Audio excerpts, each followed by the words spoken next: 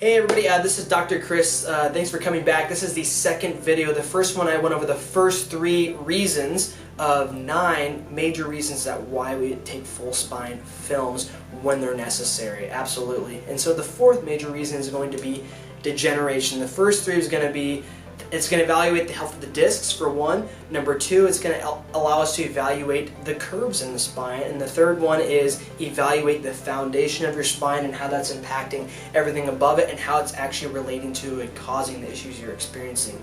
Now the 4th one, like I said, is to evaluate if there's any level of degeneration. Now there's a major study a couple of years back that did a whole review of the literature, and they found that almost upwards of 50% of 20-year-olds, 20-year-olds that were asymptomatic had signs of disc degeneration on MRI. Now that's crazy because they couldn't feel any of that at all. It was asymptomatic.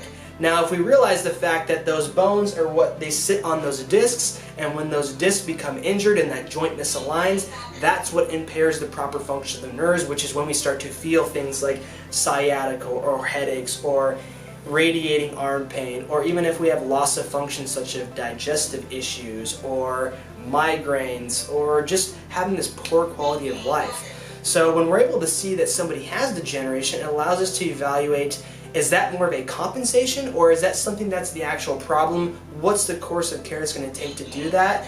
Obviously when somebody has signs of wear and tear, we know it's there for a reason. Something has gone wrong and we need to figure out why. And when we have the full spine films, that really allows us to do that. And the 5th major reason is going to be able to allow us to get an accurate count. Accurate count of how many segments are in the spine. Now in a normal spine there should be 7 bones in your neck, 12 in your middle back, and 5 in your lower back. And I say normal because that's what is in the textbooks. But we're starting to realize there's a lot more people that have more or less of that. Usually it all adds up to 24, but we've seen people that have either 11 segments in their middle back or 6 or 4 segments in their lower back. And if we're trying to count and figure out if we're on the right bone that's really causing the problem, that dramatically going to influence whether that person gets better in a couple days or if they get better in a couple months, or if they're just going to respond poorly altogether. So it's absolutely imperative that we're able to get an accurate count of all the bones of the spine and how they relate to each other. Now that's the 5th major reason. The 6th major reason is going to be to see how everything relates to each other. Now like I said, we have all these curves from the side, and then from the front the spine should be straight up and down.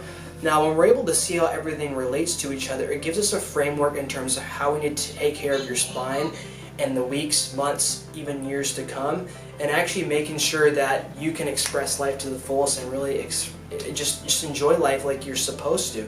And so if we know that there's a problem down in the pelvis, there could be an area that's compensating up here, and if we just work on that, we're really missing the big elephant in the room. So we need to see how everything relates to each other.